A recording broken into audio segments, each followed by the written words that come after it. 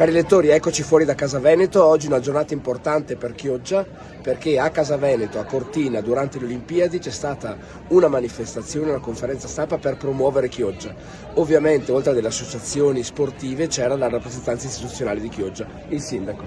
Mauro. Grazie, buongiorno a tutti. Ciao Allora, Matteo. com'è andata questa grande inaugurazione di questo gemellaggio Chioggia-Cortina? È andata benissimo la giornata, dalle 15 alle 16, un'ora a Casa Veneto dedicata alla nostra città con due realtà stupende, due realtà sportive, il triathlon e la Lega Navale Italiana, quindi con la Chioggiolana. Abbiamo avuto modo appunto di promuovere la nostra città, adesso tutte le informazioni circoleranno anche nel circuito mondiale alla fine, perché sul panorama che c'è qui ovviamente a Cortina è un panorama mondiale, non solo Casa Veneto, ma proprio siamo stati visti e ascoltati da tutto il mondo, perché c'era anche una TV austriaca, quindi è stato un modo chiaramente meraviglioso di promuovere la nostra città.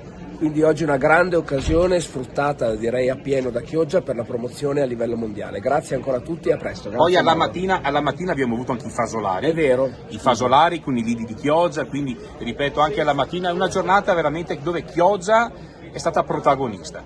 A livello mondiale con le Olimpiadi, e qui lo spirito olimpico si respira davvero per strada. Grazie mille a tutti. Buona giornata. Grazie.